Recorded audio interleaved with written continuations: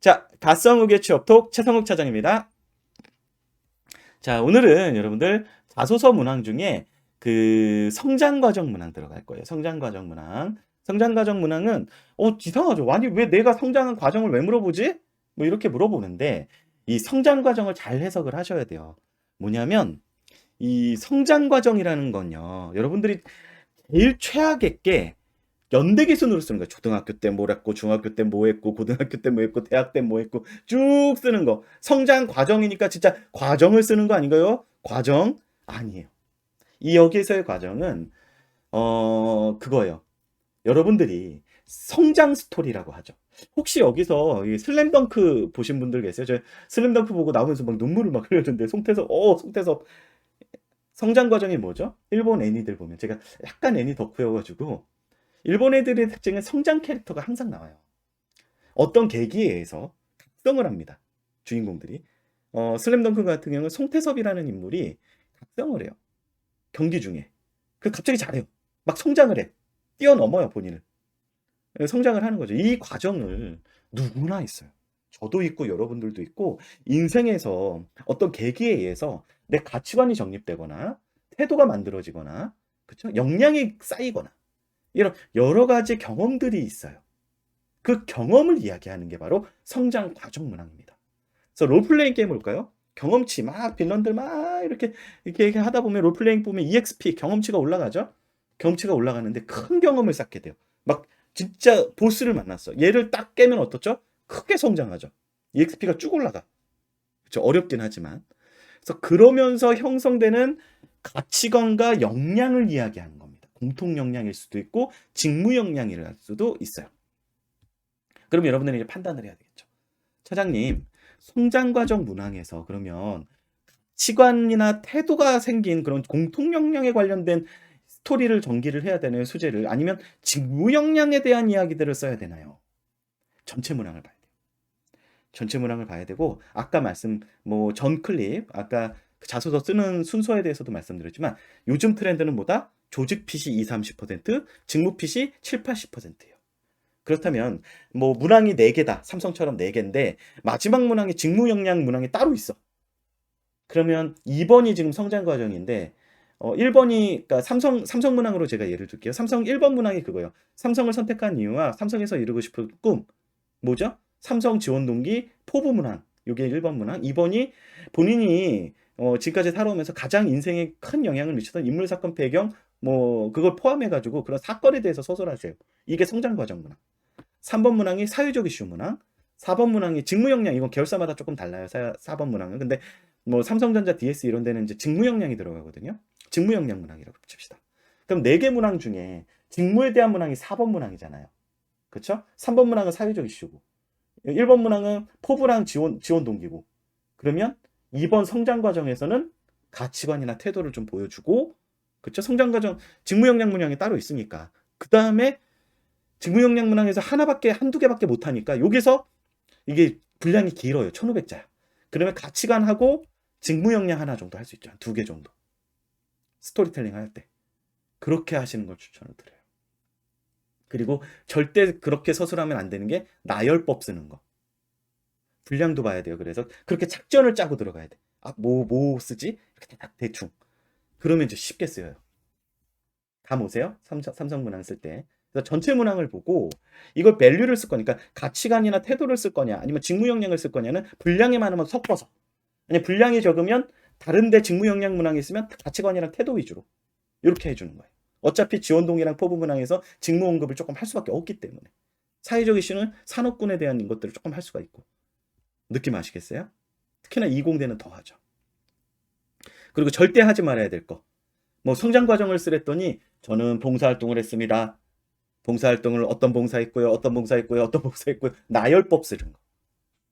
이런 것들을 쓰는 친구들의 특징이 커리어가 많아. 하는 게 많아. 막 살아오면서 너무나 많은 걸 과정을 거쳤어요. 그 과정을 다 보여주고 싶은 거예요.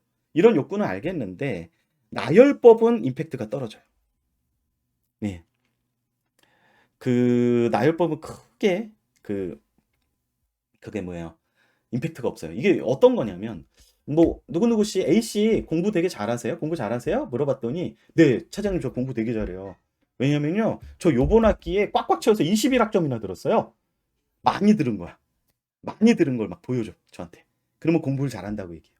그게 그런 친구가 있는가 하면 어떤 친구? 네, 저 공부 되게 잘해요. 제가 이번에 조직심리학 들었는데요. 조직심리에서 조직이라는 것들이 어떻게 움직이고 거시적으로 심리학에서 어떤 적으로 이렇게 자극을 줬을 때 어떻게 반응하고 이런 것들을 이런 예를 들어서 이런 프로젝트를 통해서 배웠어요. 그래서 디테일한 스토리를 얘기하는 사람이 있어요.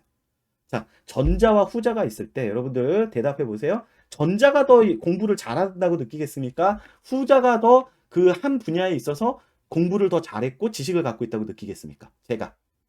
어때요? 후자겠죠. 맞죠? 후자죠? 여러분들도 마찬가지죠. 자소서 쓸 때 제발 나열 좀 사지 마세요. 간혹 나열을 쓰는 게 공기업에선 통할 때가 있는데 그게 임팩트가 세지가 않아요. 네, 그래서 후자처럼 경험을 이야기를 해야 된다는 겁니다. 그래서 경험이 중요한 거고, 그래서 경험 정리를 하라고 그러는 거고, 경험 정리를 하는 이유, 그래서 역량이론이 등장을 하고, 평가 기법이 등장합니다. 제 클립 다 보세요. 오늘 처음 들어오신 분들. 예, 그래야지 전체 이해됩니다. 자, 그래서 성장 과정 문항 쓸 때는 이제 월스트 사례 보여드릴게요. 요렇게 쓰면 광탈한다. 첫 번째. 저는 초등학교 때부터 반장과 정교회장을 맡으며 책임감의 중요성을 배우며 살아왔습니다. 책임감 강조한다고 이제 초등학교 때 얘기 나와요. 이를 바탕으로 중학교 때는 정규 축제에서 정교회장으로서 이런 식으로 하는 거. 과정을 쓴다 그래서 초등학교 때부터 쭉 쓰는 친구 광탈합니다. 네, 이렇게 쓰는 거 아니에요. 두 번째, 저는 자기소개서입니다. 여러분들 자기소개서. 예, 나에 대한 소개를 해야 돼요. 갑자기 가족이 나와. 저는 다소 엄하신 아버지와 인자하신 어머니 밑에 삼남일녀 중 장남으로 태어나 동생들을 챙기며 그래서 대가족 속에서 살아가며 어른에 대한 공경과 성실함을 배우며 제 인생을 살아왔습니다. 자, 절대 역시 이렇게 쓰면 안 되는 겁니다. 자, 왜 그러냐면 당연히 실제로 부모님의 속성을 내가 이어받습니다. 그리고 가족이나 이런 환경의 영향을 내가 받죠. 내가 형성이 될 때 그런 것들이 영향을 미치는 건 맞아요. 근데 취업을 위한 자소서잖아요. 취업을 위한 자소서에선 궁금한 게 부모님이 아니야. 부모님이 아니야. 나야, 나. 나 스스로 어떤 경험을 통해서 내가 성장한 이야기를 쓰고 내가 갖춘 어떤 역량이나 내 태도나 가치관을 보여줘야지. 왜 여기서 어머니랑 아버지 소개를 하고 있는 거예요. 가족 소개하고. 그거 필요 없습니다. 이렇게 쓰면 안 돼요. 아셨죠? 그리고 세 번째. 매일 새벽 산행으로 아침을 여시는 아버지께 자기관리의 중요성을 배우며 살아왔습니다. 아버지를 본받아 저도 매일 아침 5시에 기상해. 역시 아버지 등장. 아버지 같고 성실해. 그래서 나도 그래. 이런 논리구조. 물론 평소에는 쓸 수 있어요. 술자리야. 뭐 술 한잔 마시면서 친구 야 우리 아버지한테 내가 이런 거 배웠거든 할 수 있죠. 근데 우리 이건 뭐다? 취업용 자기소개서다. 그리고 자기소개. 나를 소개하는 거다. 아버지를 소개하는 게 아니다. 내가 부딪히고 나 자체가 어떤 경험한 걸 가지고 써야 된다. 이런 것들이에요. 이해되십니까? 자, 그럼 성장과정 문항이 어떤 식으로 변주가 돼서 기업에서 물어보는지 좀 봅시다.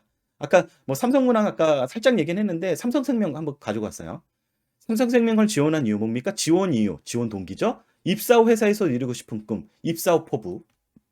요 두 개 문항이 한 개 문항에 다 들어가 있고요. 두 번째, 본인의 성장 과정을 간략히 기술하되 현재의 자신에게 가장 큰 영향을 끼친 사건, 인물 등을 포함해서 기술하세요. 성장 과정 문항인데 1500자나 되네요. 1500자면 완성된 글을 써야 돼요. 삼성은. 제가 나중에 삼성 문항 분석할 때 이거 얘기할 텐데 서론이 있어야 되고요. 서론에 이렇게 그리고 이제 자소서 쉽게 쓰는 법은 이게 면접이라고 생각하는 거예요. 성장 과정을 얘기하세요. 하지만 제 성장 과정에서 저한테 가장 큰 영향을 끼친 사건은 크게 두 가지가 있습니다. 첫 번째는 제가 대학 시절 동아리 활동을 하면서 제가 이제 수화봉사 동아리를 했는데 수화봉사 동아리를 하면서 노래 발표를 하면서 배운 리더십의 중요성. 그리고 두 번째는 대학교 3학년 때 공모전을 나가면서 했던 팀워크를 통해서 배웠던 팀워크의 중요성. 이 크게 두 가지입니다. 이 두 가지를 통해서 저는 인생에서 이 두 가지가 합쳐지면 어떨 거라는 생각을 했습니다. 하고 달랑 나눠주고 첫 번째 에피소드 가지고 이제 스토리텔링, 그다음에 두 번째 에피소드 가지고 스토리텔링, 마지막 레번 문항. 요런 글 구조를 갖게 돼요. 보통은 1500자면. 그러면 하나당 한 500에서 600자 정도 쓰게 되죠. 한 에피소드로. 3번은 사회 이슈 문항. 그쵸? 그래서 2번은 그런 식으로 보통은 흘러간다.